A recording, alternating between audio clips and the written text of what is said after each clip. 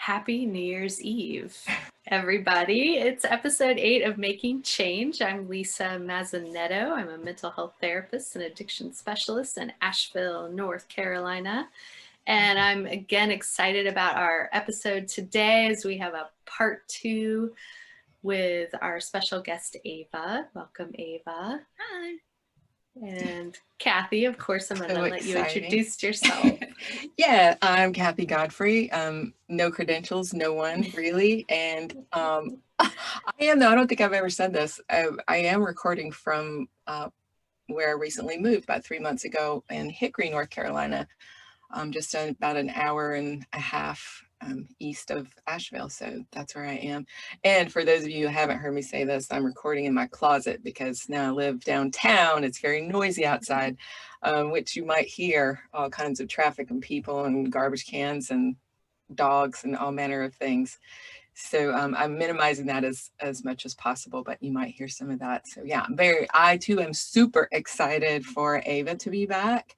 I know I've shared this with Ava already, but I have gotten more feedback from my other clients that I work with about Ava's podcast than any that we've done so far. And I think it's because she was so open. You are, Ava, so open about what the journey has been like. And everybody has that question. You know, I can talk from this place. And it allows people, even though I say this all the time, it can't be possible that I'm the only one. What kind of sense would that make?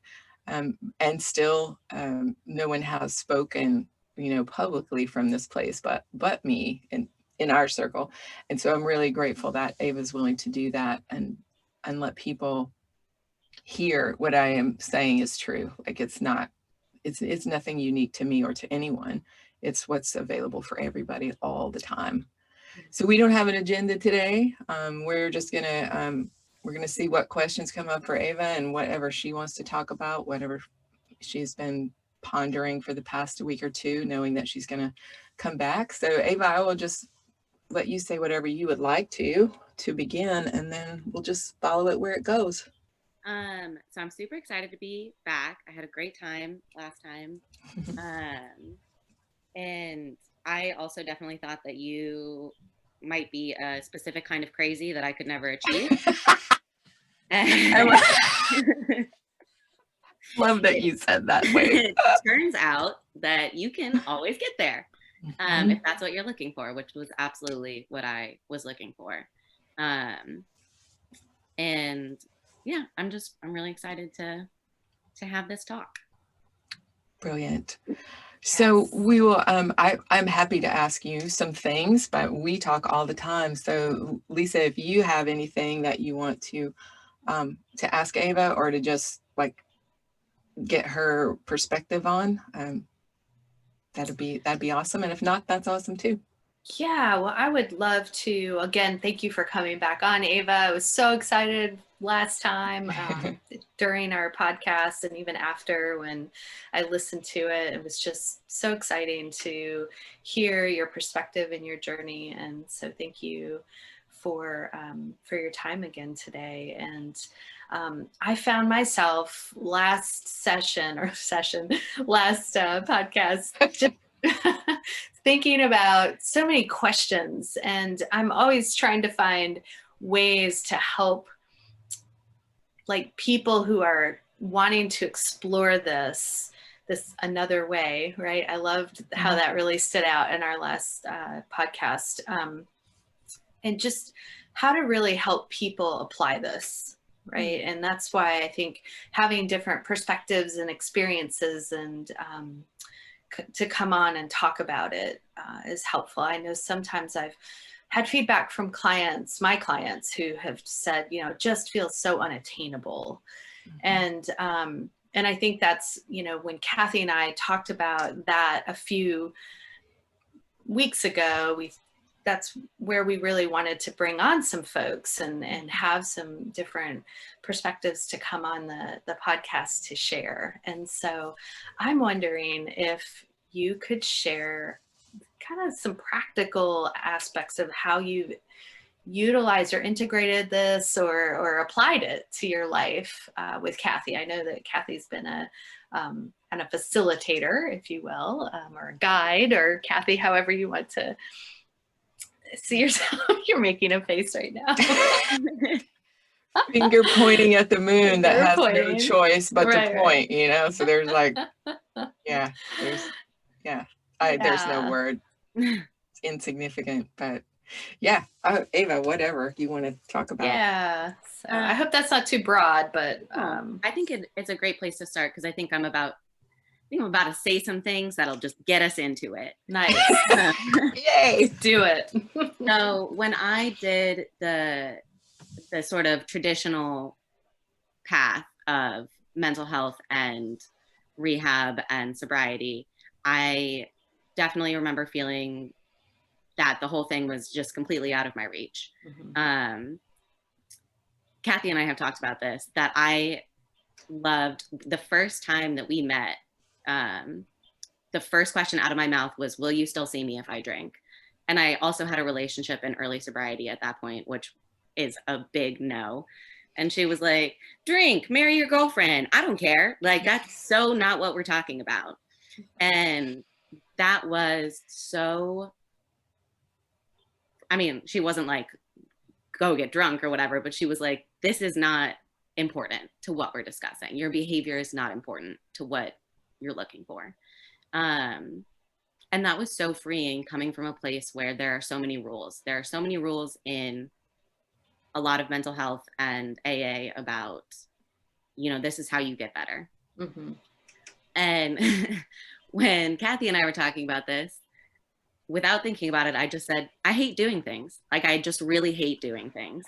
I hate rules. I hate doing stuff. I hate when people tell me I need to be doing stuff, which I think is a pretty common issue with a lot of people who struggle with the same sort of things that I struggled with.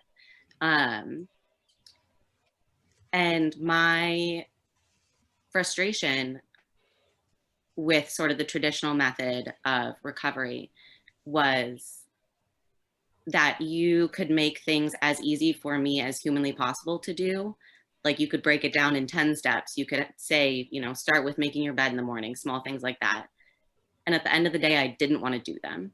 Like, I was not interested, because I was seeing from a place that everything I did was a test, that if I passed it, I would be fine, that I would be healthy, whatever. But if I failed, something bad would happen. So I just had a complete avoidance of doing stuff. And so working with Kathy was exactly what I wanted, because Kathy did not care what I did ever. Like, she wanted to talk to me about how I was feeling rather than what I was doing. Mm-hmm. And that was an experience that I hadn't had before. There's a lot of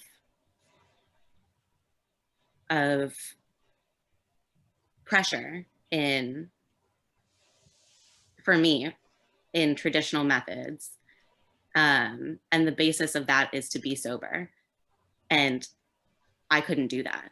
I was like, the way that I was feeling about myself would not allow me to stay sober without acting out in different ways. Like, I was always, and I had long-term periods of sobriety before I met Kathy. Like, I was sober for 2.5 years at one point when I was 22 to 24. And I did not have a good time. I did not like it. Mm. So I'm not sober now. It's just not something that I put pressure on myself to do anymore. Mm. But that sounds crazy to a lot of people, especially considering like how destructive and sort of unmanageable and just intense my drinking, drug use, sleeping around, whatever was. And it just hasn't been like that when I've been working with Kathy, because Kathy points to the things that are like you know, why do you feel this way about yourself? How are you seeing yourself that makes you want to leave your body in various forms of quote unquote vices? And so like on a practical level, like Kathy didn't tell me to keep a journal. She's made suggestions to me about things, but she's never directly told me to do anything, not once, not ever, which I found so helpful, but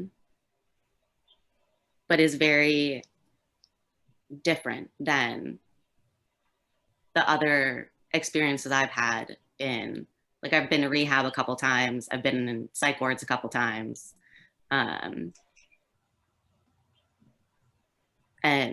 for whatever reason, the traditional path was not working for me. And I think it doesn't work for a lot of people, and it freaks them out that this is seemingly the only path forward. And it's not. Yeah, I really appreciate what you shared there around the connection of even during periods of long-term sobriety, you still felt so awful about yourself and wanted to escape. Yeah. And it wasn't fun, you know, to use the words that you said. And that is something that I see so commonly across the board with so many of my clients, is their beliefs about themselves, their low self-esteem, their feelings of not being good enough, even in recovery. And a lot of the work that I do with them is trying to build self-esteem. And it's, you know, it's really without approaching it from that place of like looking at the way they see themselves, right? And we're going to still not like ourselves and want to escape that at some point. Yeah. I mean, I think for me, any program that puts pressure or moral value on behavior is just not going to work for me, because I will always seek those things out because I already think I'm going to fail. So I might as well just go for it.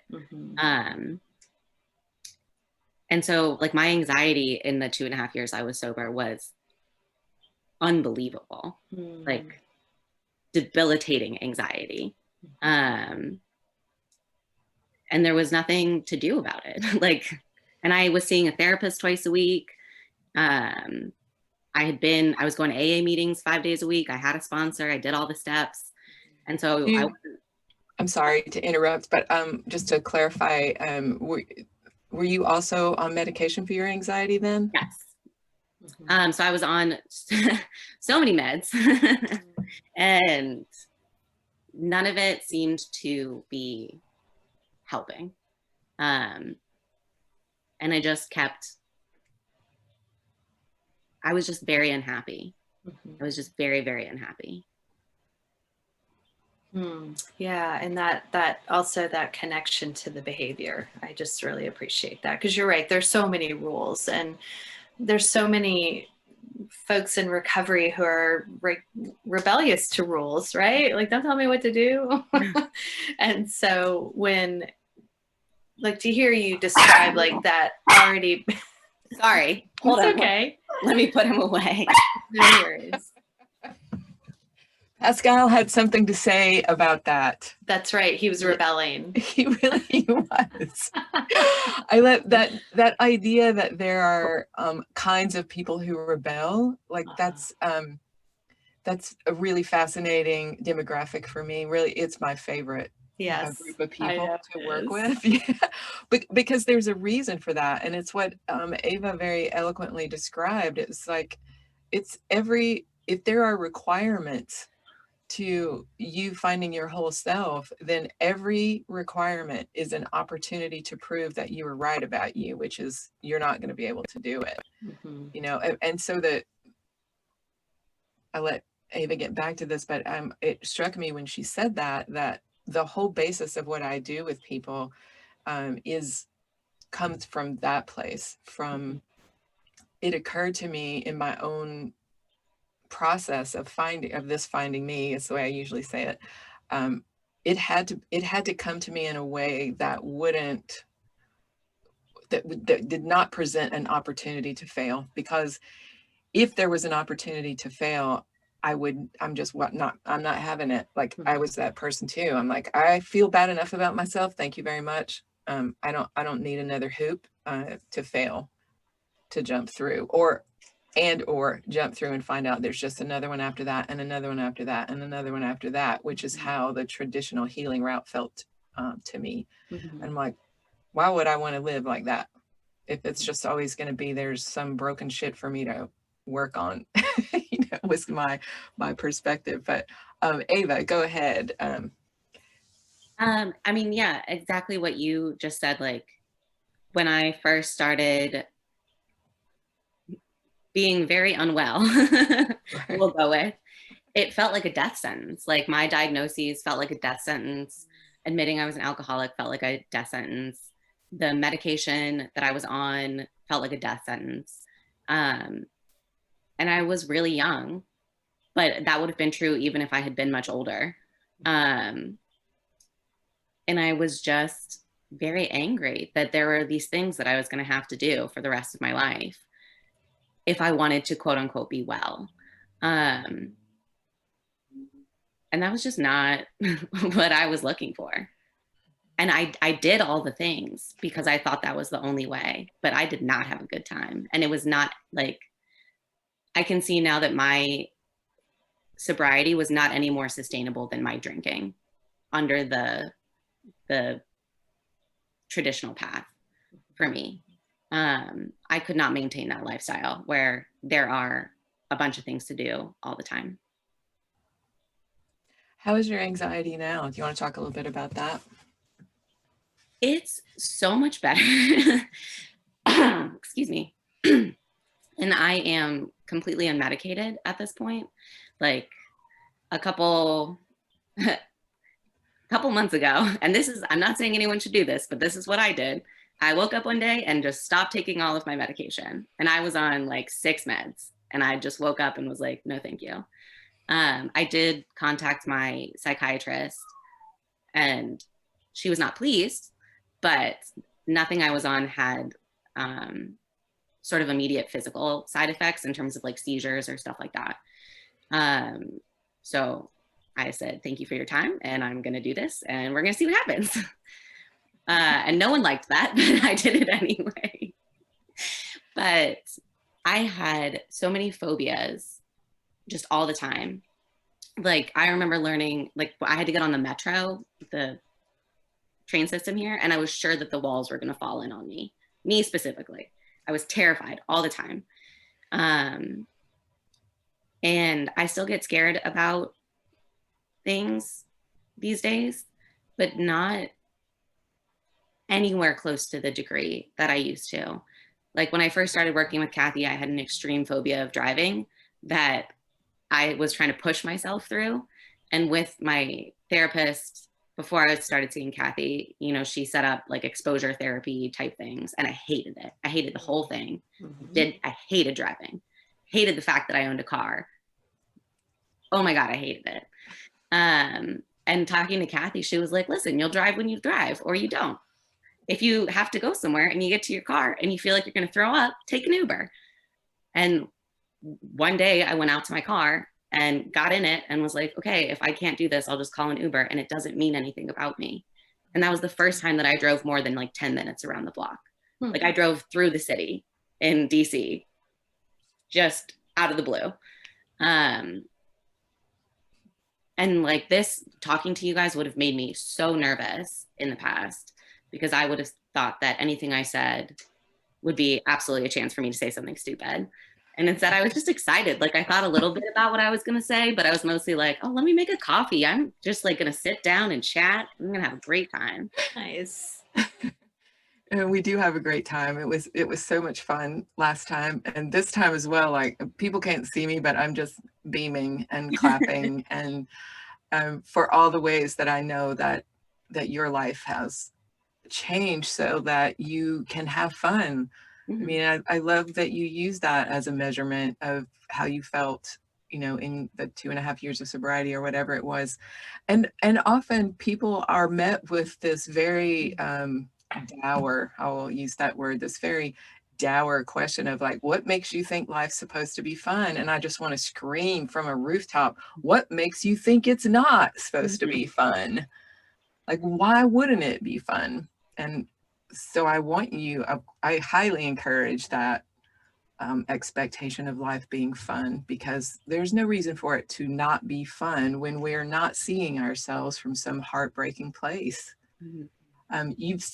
You've touched on so many things, and I have like a million ideas about how you could further explain for folks. I think the one that I seem to be landing on right now is, can you talk a little bit more about why our focus is not on your behavior? And if it's not on your behavior, how has this change happened?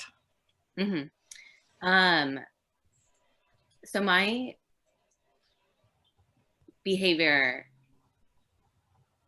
I did not believe you when we first met that my behavior was irrelevant. I was like, no, that's the whole thing. That's what I've learned is the whole freaking thing. You do good things, you become a good person, whatever. You don't blow up your life, you're happy.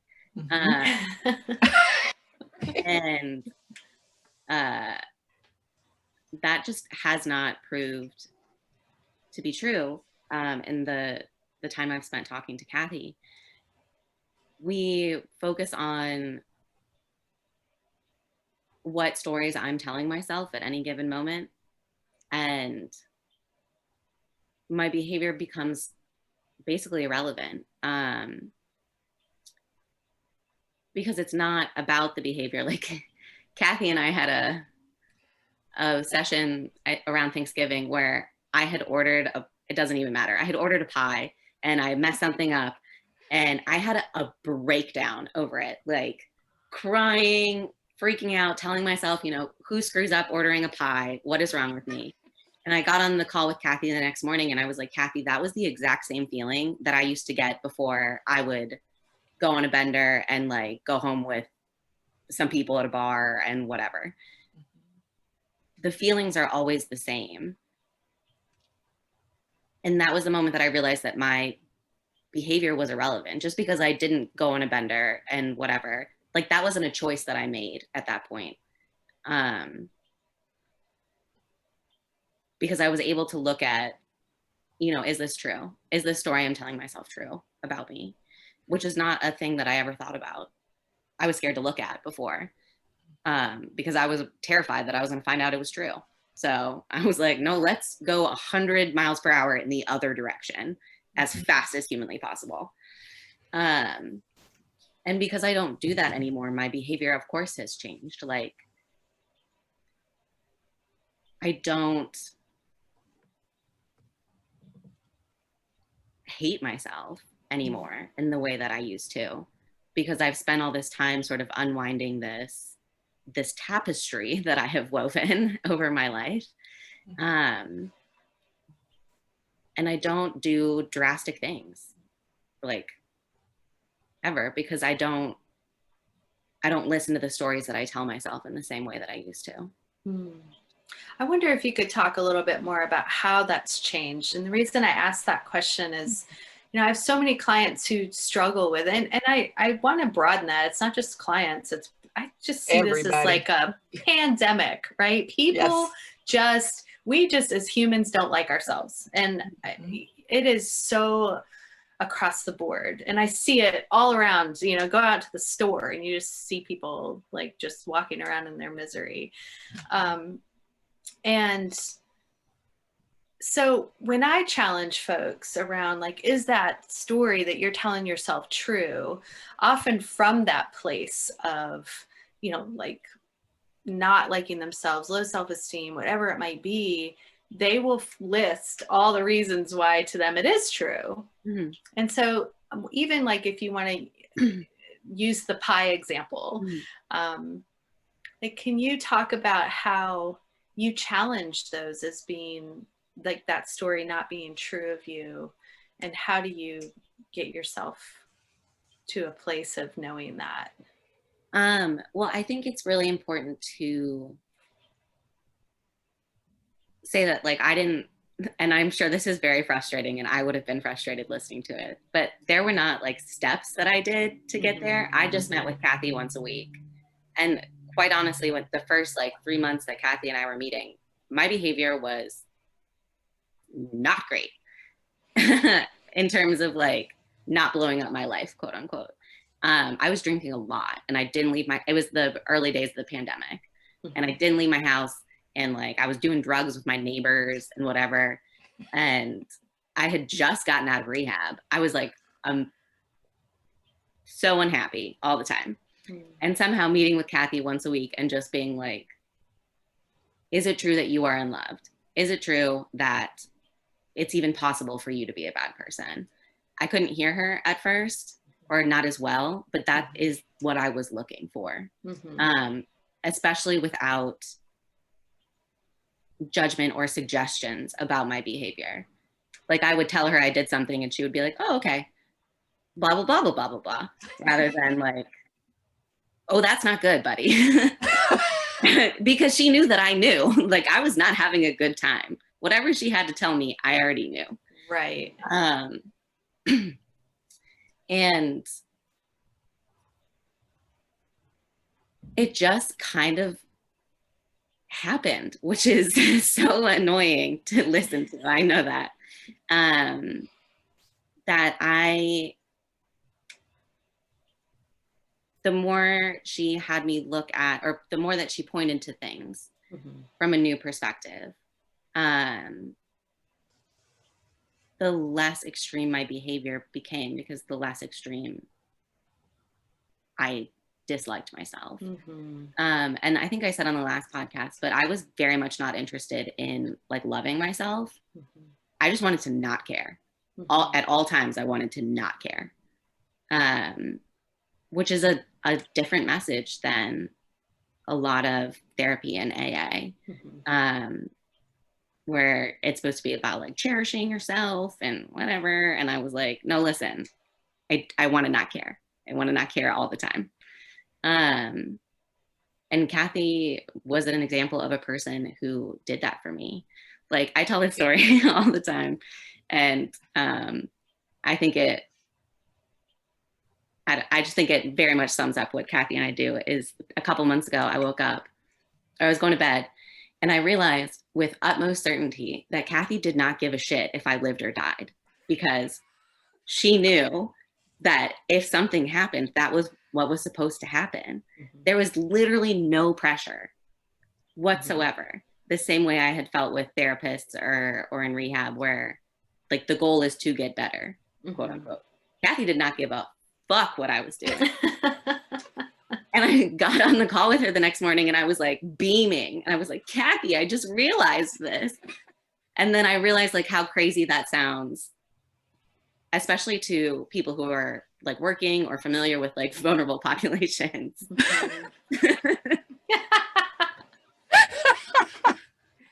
And also super hilarious when you think that the people who find their way to me, because I don't market or advertise or solicit in any way anywhere.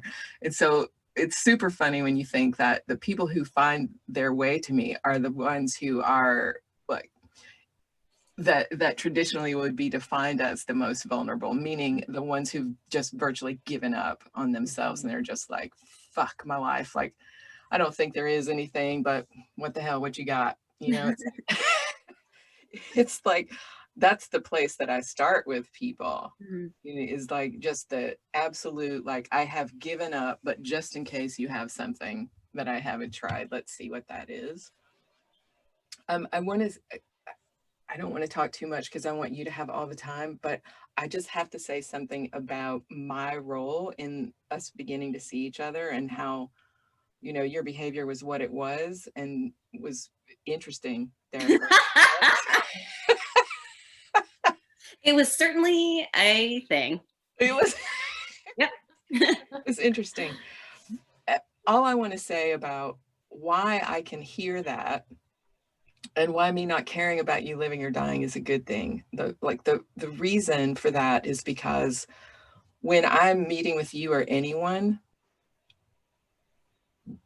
because of where I am, there's no way for me to see you as other than the expression of Godness or source that you are. And because I know that you're never in actual danger. Mm-hmm. You know, it's that old analogy of the ocean and the wave. Like if a wave collapses, nothing bad has happened. Mm-hmm. It's just what it always has been anyway, ocean water. That's all that's happening. So I think if there's anything that I have to claim as far as my input in anybody doing this work, it's that I know with absolute certainty what you are. So your behavior to me is entertaining for sure. But here's what I can't unsee what I see, which is all behavior is merely an expression of what you think you are. And I already know what you are. So as you're finding your way through the confusion of that, I don't go anywhere. Like I start the process in that place. I end the process in that place. And as soon as you're clear about what you are, you realize how completely insignificant I have always been. And that's the truth in the present moment.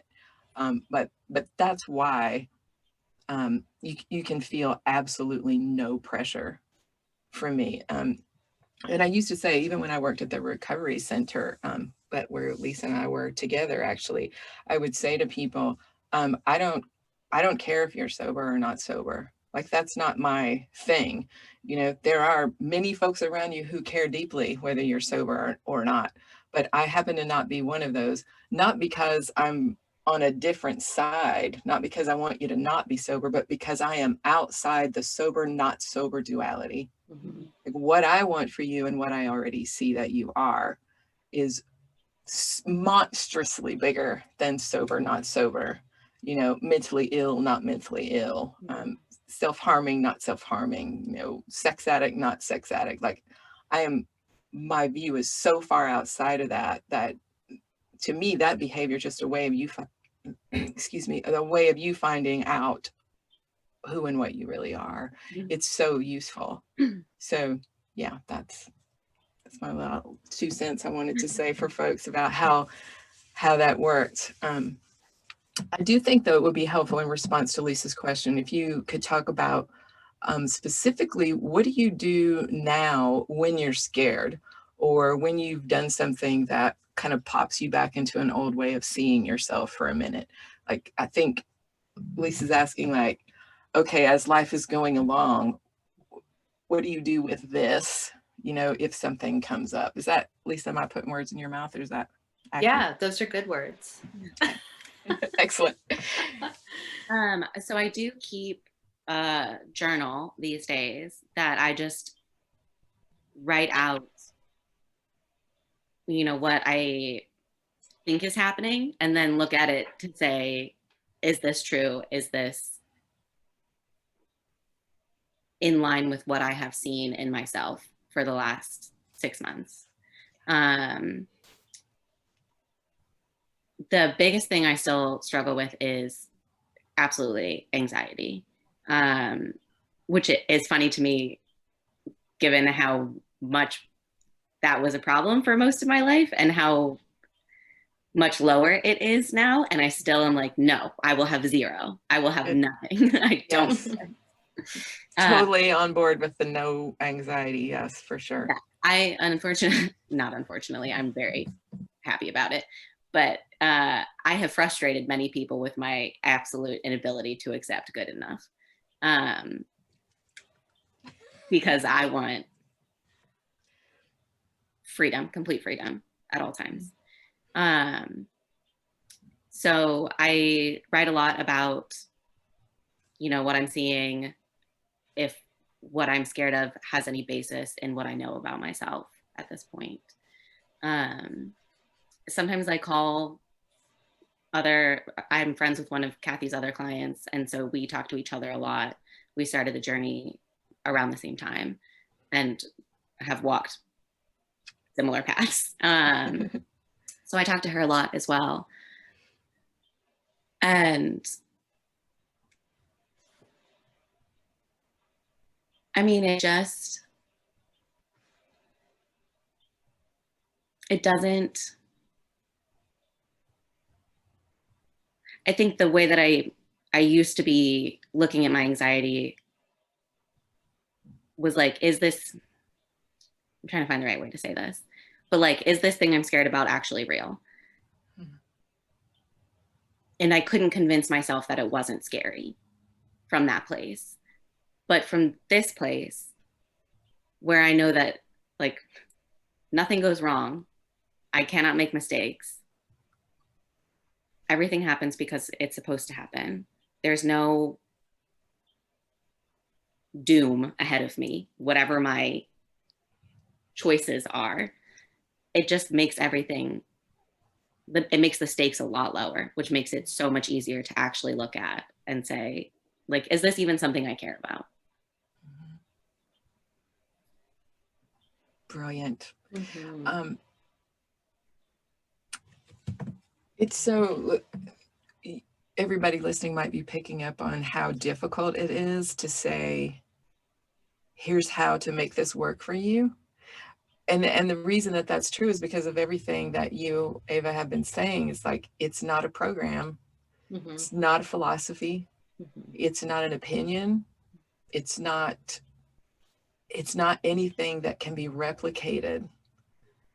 It's just a question. Mm-hmm. You know, it's, who am I defining myself as in order to feel this way in my life?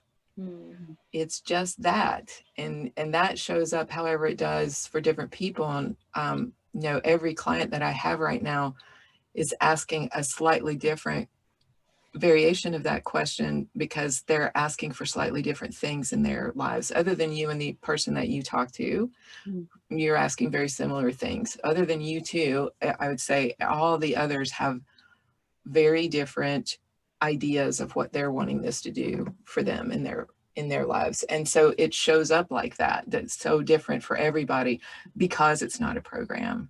Mm-hmm. Yeah, absolutely. Yeah. So I know asking Ava questions to help her be as specific as possible, but she's doing the best that can be done, because mm-hmm. it's not, you know, I had somebody ask me a couple of weeks ago, like, you know, why don't you just like write this down, like how to do this, and then, you know, people could just do it on their own. And I'm like, yeah, wouldn't that be great? That's why we started a podcast. I know, right? And it's not, and podcast form works much better than trying to write it down, because mm-hmm. I mean, can you imagine if you pick up this book and you think it's going to like really help you get the life you want, and all it says is like, there are no steps and you just need to keep asking this question? I mean, who's going to buy that book? No one. So Ava, I want to ask you another question to help you be a little specific about drinking, because you said when you, in your earlier remarks, that that you're not sober, and that's not our focus, and it never has been our focus. It is, and it's not, and that's not just for alcohol or substances. It's any behavior that anyone is struggling with who works with me. Like, the only reason behavior even comes up is because we can say, okay, so that's our starting point. This is the behavior that happened that you're feeling distress about. Now we're just going to back up from there until you have clear understanding of why that occurred. Yeah. That's all. That's the only use that we have for behavior. So will you talk a little bit about what you mean when you say not sober? Because in my experience, when I mention a term like that, it gets interpreted differently by every single person listening. Sure. Not sober, when they hear that, they're thinking that's whatever that means to them. Mm-hmm. So, for example, Dale, my ex-husband, he thinks this is hilarious. Like, he was concerned at one point about my daughter's drinking because she mentioned having drinks with friends once a week. And in his mind, it was a binge, because for him, drinks once a week with friends would have lasted 4 days. Mm-hmm. You know, and so he was concerned about that, which made my daughter and me both laugh our asses off. We're like, you know, drinks with friends can mean like 2 drinks. And he's like, in what world? Right. So anyway, that funny aside, to get you to talk a little bit about what do you mean by not sober, and how does where you are with that fit into how you see yourself now? So when I say not sober, I like, I just want to clarify, like, are you asking like an amount or like? Well, just what not sober means to you. Okay.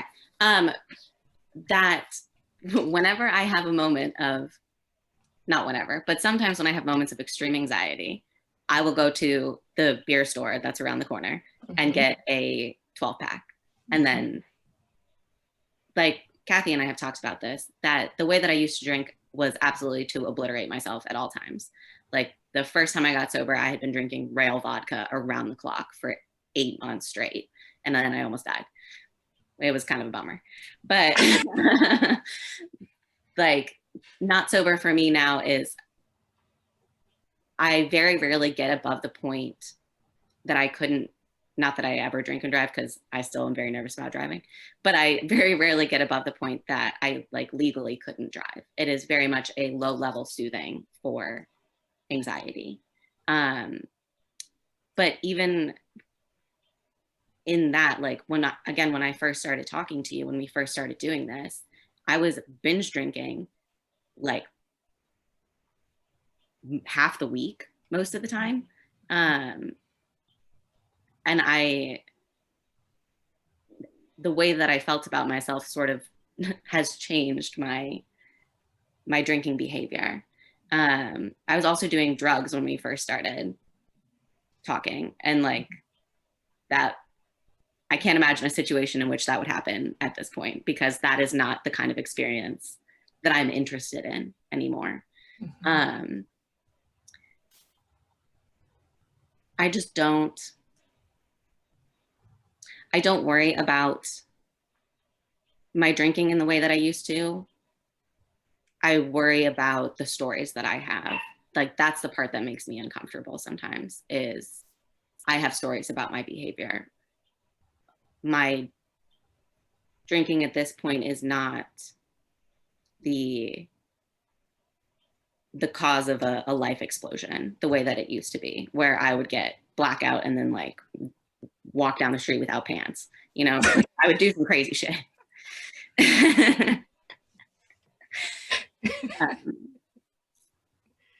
Yeah. So what happens, just to help people like get as clear a picture as they can of how this changes things. So what happens now if you, well, let me ask this question first. Are you satisfied, like if the amount that you drink right now never changes, would you be satisfied with that? I don't think so. Like I very much, I was telling Kathy about this a couple months ago, is that like all I wanted for many years after being diagnosed as an alcoholic was to be able to drink like normal people can. And like I can do that now. I can go to a party, but there's no parties anymore. But I could go to a party if there was a party. I've been to small gatherings with 2 other people and had, 2 drinks and left, which was not a thing I could do in the past. But I don't,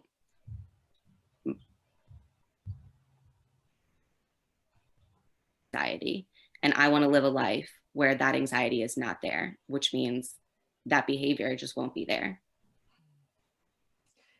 Beautiful. And so my follow-up to that is, so if you have a day where you use alcohol to manage anxiety and you get upset about that, where you feel you don't really get upset anymore, but you don't feel good about that, and we talk about it, can you say, how do we use that behavior that you're unhappy with, and what do we do with it? I mean, we start at like we work backwards basically to what was the thing that you were believing about yourself that caused you this anxiety. It's really similar to how we talked about like my driving phobia, of the phobia. It's like, you didn't care about that. You were like, you'll drive, you don't drive, you'll sell your car. It's not important. But it's simply telling you something about what you're believing about yourself, or it wouldn't upset you so much. And like, that's how I learned to drive, was that I stopped caring about what it is about me. And I think that I obviously have a lot more, ideas about drinking as someone who has been drinking for like 15 years at this point. So it's a longer process to unravel. And while I was talking, I completely forgot what your original question was. I'm so sorry. No, it's okay. It's what do we do when you use alcohol to soothe your anxiety? Like, how do we apply this? How do we use that behavior? And so how does, once we get to how you were seeing yourself that caused the anxiety that led to you having to soothe it in some way, once we identify what you were saying, then what do we do? I mean, we just look at if it's,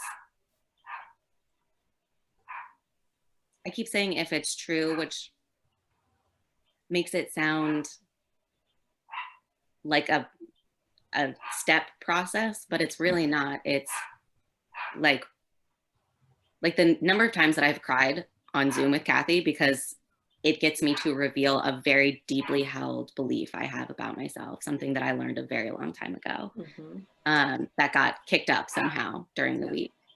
And then we look at if the world that I live in now, if the things that I know are true now are true, can this other thing also be true? And most of the time, it's not. And I'm willing to look at it because I don't want to go back to that place. It's not possible for me anymore. I can't, I don't, there's no trading. I'm done. It's the unraveling, right? I mean, that's what I always think about in terms of like that visceral experience. That I wonder if you can share if you've had that visceral, like unraveling, that feeling of just like something. I keep using the word unraveling because that's what it's felt like for me in terms of just like, oh my God, I could feel that relief. Yeah, well, and I think the difference with Kathy is that, you know, I was in therapy for like a million years, and again, rehabs and psych wards and whatever. And you tell a story all the time, and you go through your life and you tell the story of your life. And Kathy doesn't do that. Like, Kathy's only interest in what happened to you is what you thought it meant about you. So like if you asked my therapist that I saw for 7 years at some point, she could give you the whole list of everything that's ever happened to me. Kathy could give you like half that list, maybe, if she remembered. Probably not. But it was much more focused on the ways that I was feeling rather than the things that have happened. That's such an important part of this, is that I don't allow people to continue to justify why they see themselves the way they do.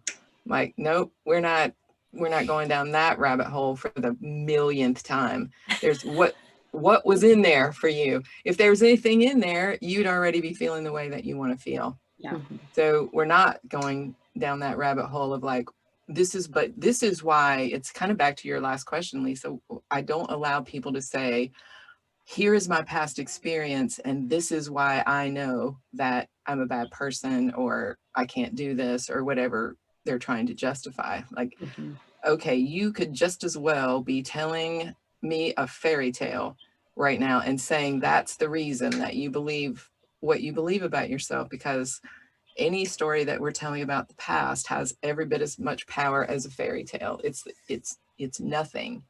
And so if there isn't evidence in this present moment for your identity that you're holding on to, then my friend, that identity is not real. It's like the car being driven by the bucket of crabs. That's my favorite one. Like, Ava, you talked about the wave in the ocean in last session or last podcast, and I know that came up today too. And that's a favorite of a lot of people I know who've worked with Kathy. And my personal favorite is the car being driven by the bucket of crabs.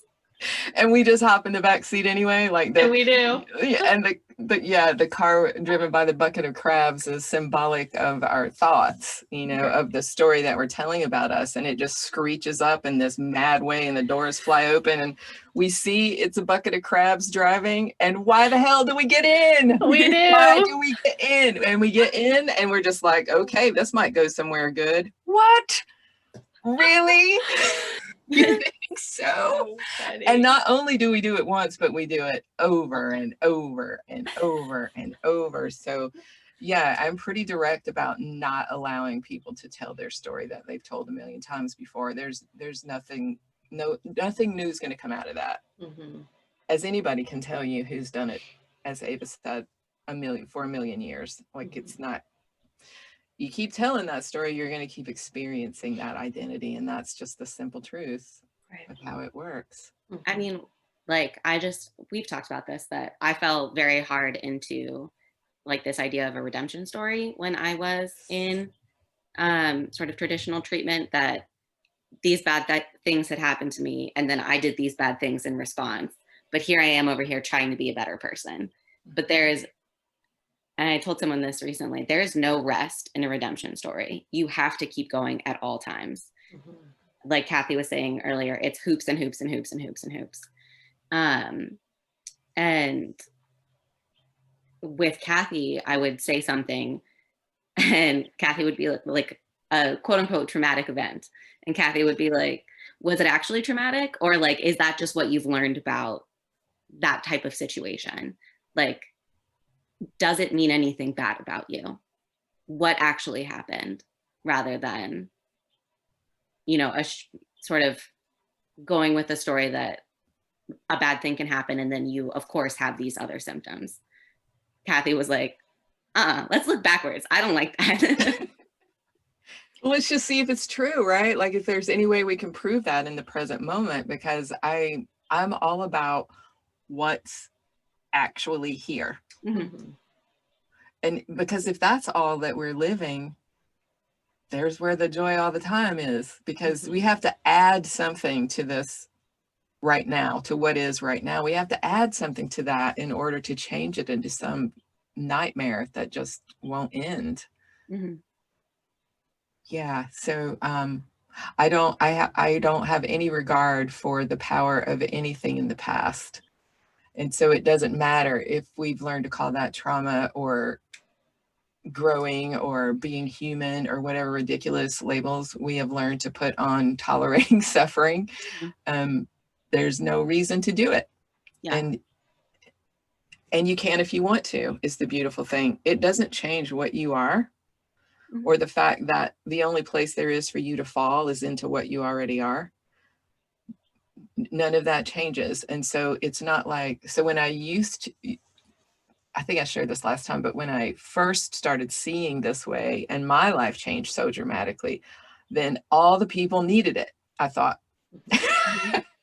But that's not true, of course. And that's not the story that everyone is here to live. But if you are here to live this particular transformation story, then it's very fast and efficient. So I know that we only have a few minutes left, but Ava, could you talk a little bit about why is this another thing where you just have to keep jumping through hoops, or like, how does life get lived like this? Because you've already mentioned, really it's been about 6 months for you that, it took about 3 months for you to go, all right, this might be something, which is fine. It's perfect. So then for about the past 6 months, very dramatic change, particularly in the last month or two. Yeah. Very dramatic change. So what does this look like going forward? Are there hoops to jump through to maintain it? Is there like, give us an idea of what I know you and I know there is no future, but let's pretend like there was one. What would this mean about your future? How would it look? I mean, I think the difference is that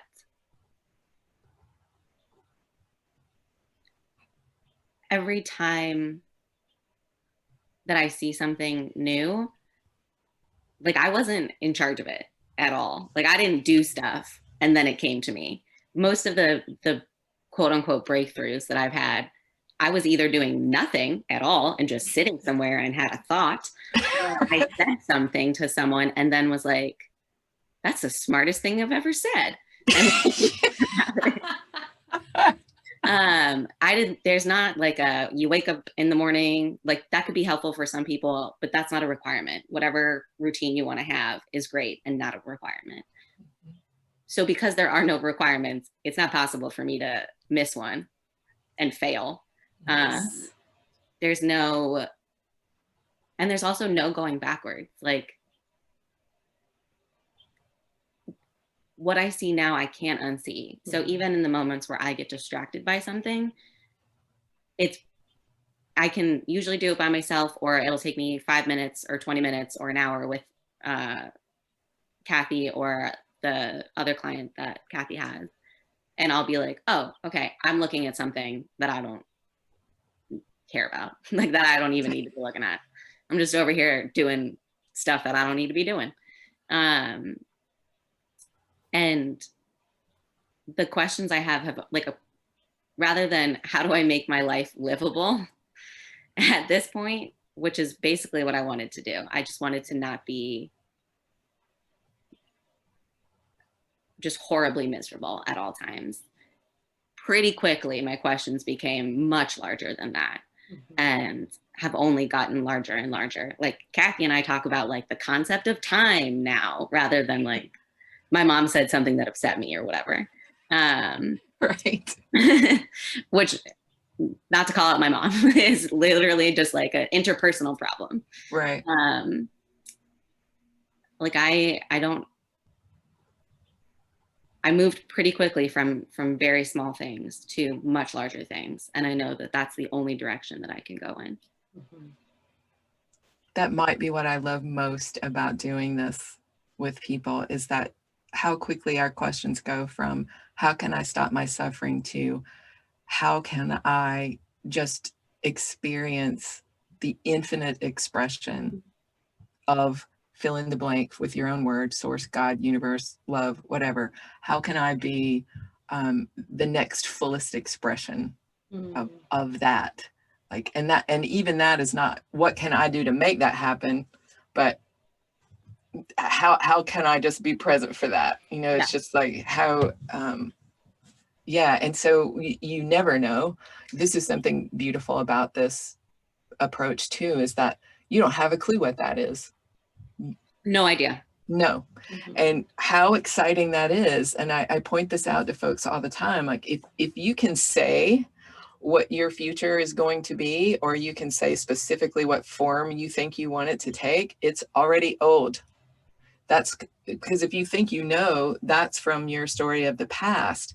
But when you think about just being for a new expression of this, that's so vague and so general, there's no way to have a picture of that. And that's how you know it's actually new, is that you don't have a clue in the world. So this is kind of Buddhist in its nature, because of it's always uncertain. Yeah. Everything is always uncertain in the most exciting way. Yeah. And it's also just like when I see very clearly, it's the safest place I've ever been. So I have no idea what's coming next or what's going on. And I'm like, great, I'm here. Let's go. Yes. Beautiful. Yes. So I think as we say this every single episode, but this is something that could be talked about for hours and hours. We could go on with it because this whole thing is really infinite and can be talked about from an infinite number of perspectives. And I love doing it. I just love talking about it. And Ava, I know she loves talking about it too. So Ava, thank you so much for coming back. And maybe at some point in the future, we'll just do this again on some specific or non-specific topic. Who knows what will come up, but thank you so much for joining us again. Yeah, thank you for having me. I always have fun. Yeah, Ava, thank you. You are delightful. And I absolutely agree with Kathy that I would love to do this again with you. So I'd like that too.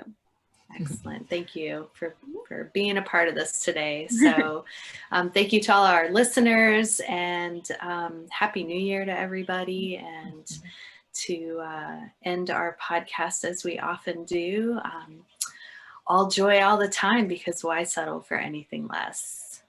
Brilliant. Bye, everybody. Till next time.